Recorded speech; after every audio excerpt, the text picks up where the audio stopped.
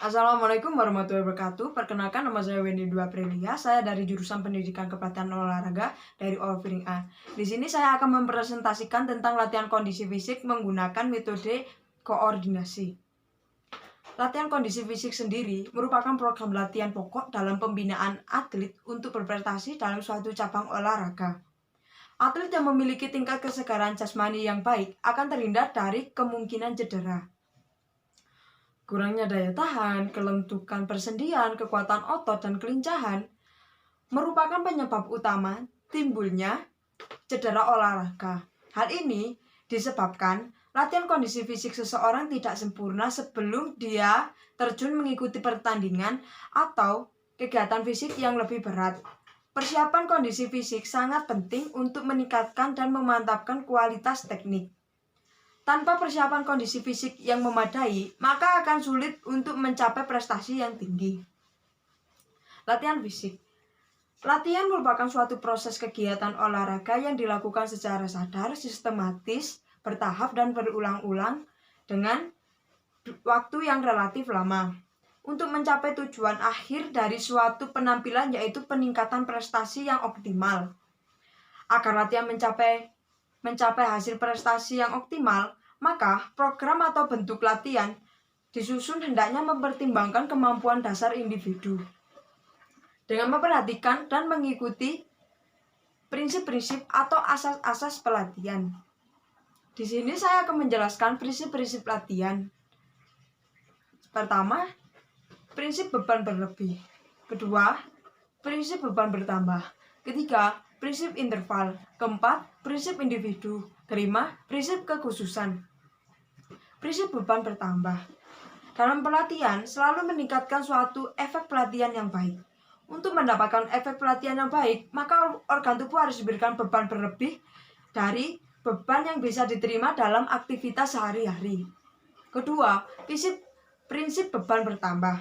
Agar prinsip beban bertambah memiliki efek, harusnya mengikuti prinsip beban bertambah. Prinsip secara progresif berarti beban dalam pelatihan mendekati maksimal dan secara terus-menerus meningkat. Sebagai akibatnya kapasitas seseorang semakin meningkat pula. Peningkatan dapat dilakukan dengan cara meningkatkan beban, set, repetisi, frekuensi maupun lamanya pelatihan. Ketiga, prinsip interval. Dikatakan bahwa interval adalah istirahat, jeda, pause, waktu di antara babak 1 dan 2 yang lamanya tergantung pada peraturan permainan itu sendiri.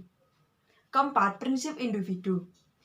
Dalam melakukan pelatihan yang efektif, harus mengetahui tingkat masing-masing individu agar dapat dilatih secara sistematis dan metodis untuk mencapai prestasi. Pelatihan adalah masalah individual.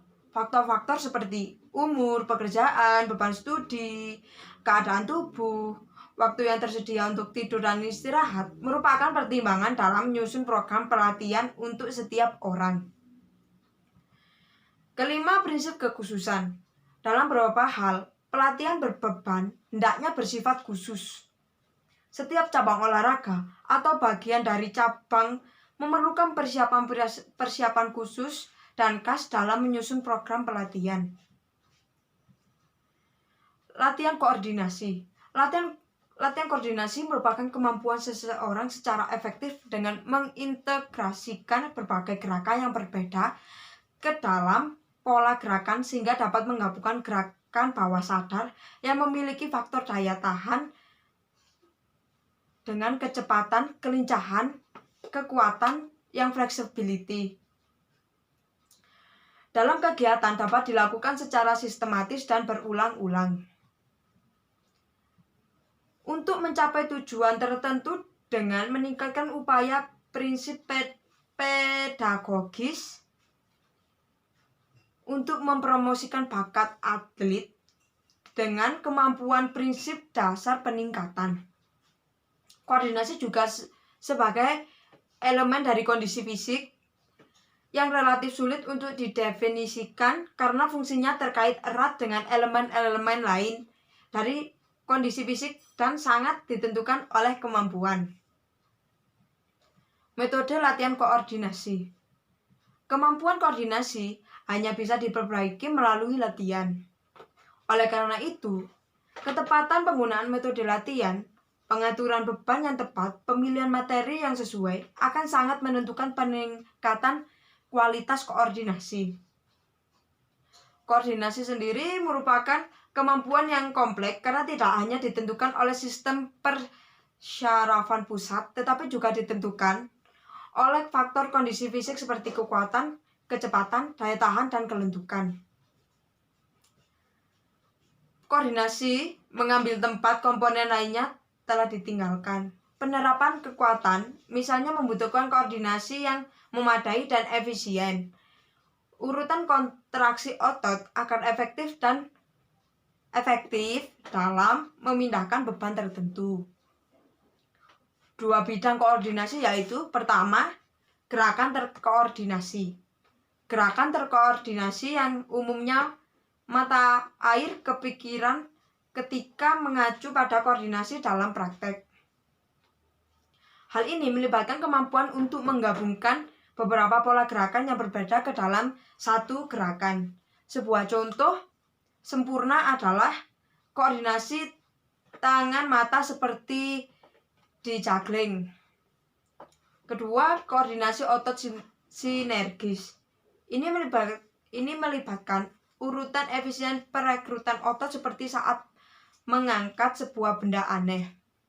Olimpiade angkat adalah bentuk pelatihan yang membutuhkan sejumlah besar koordinasi otot sinergis. Ketika Anda melakukan latihan seperti merebut, Anda perlu merekrut otot dengan cara yang memungkinkan untuk gerakan yang lengkap dan efisien tanpa menjatuhkan di kepala Anda. Koordinasi lebih berotot, Anda memiliki lebih mampu mengangkat beban lebih berat bahkan sebelum dilakukan dalam usaha. Prinsip-prinsip koordinasi. Untuk memperbaiki dan meningkatkan kualitas koordinasi gerakan yang diperlukan dalam olahraga sangat perlu diperhatikan beberapa prinsip-prinsip latihan yang dikemukakan Jonath atau Krempel dalam Safruddin 2011-123 berikut ini. 1.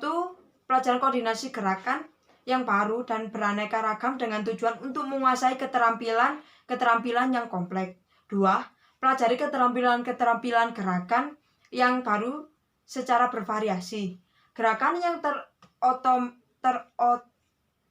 terotomatisasi sebaiknya dikonfrontasi karena gerakan tersebut menghambat perkembangan koordinasi.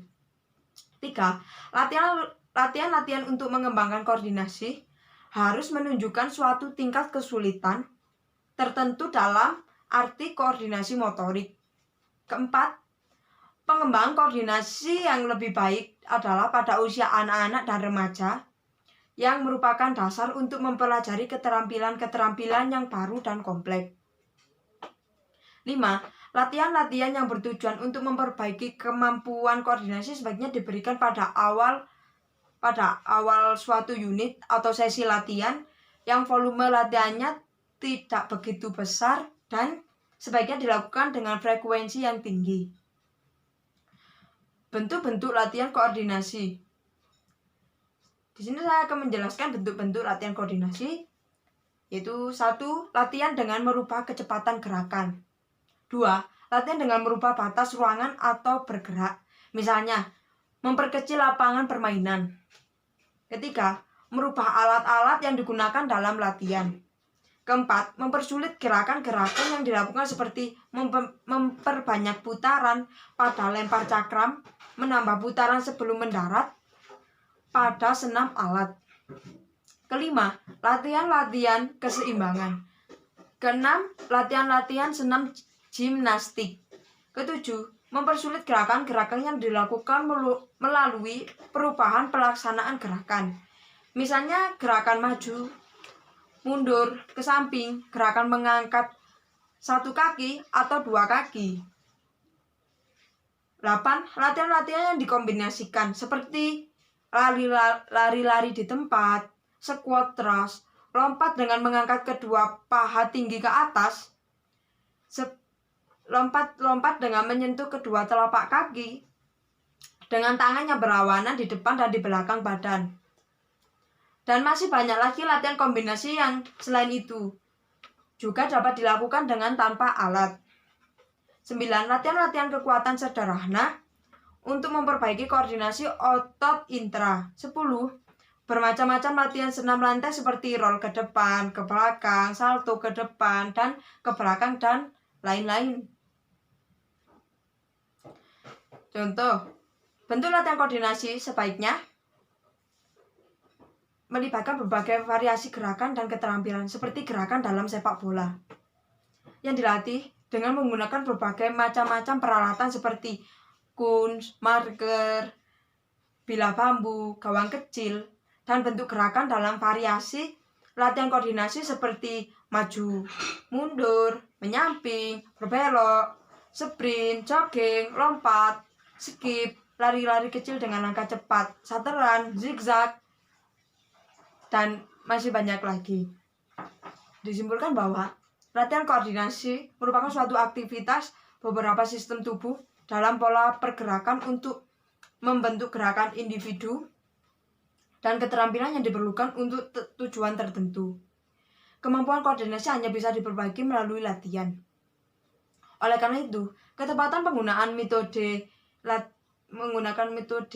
latihan, pengaturan beban yang tepat, dan pemilihan materi latihan yang sesuai akan sangat menentukan peningkatan kualitas koordinasi. Koordinasi merupakan kemampuan yang kompleks karena tidak hanya ditentukan oleh sistem persyarafan pusat, tetapi juga ditentukan oleh faktor kondisi fisik seperti kekuatan, kecepatan, dan daya tahan, dan kelentukan. Untuk memperbaiki dan meningkatkan kualitas koordinasi, gerakan yang diperlukan dalam olahraga sangat perlu diperhatikan beberapa prinsip latihan. Demikian penjelasan dan presentasi dari saya tentang koordinasi. Wassalamualaikum warahmatullahi wabarakatuh. Terima kasih.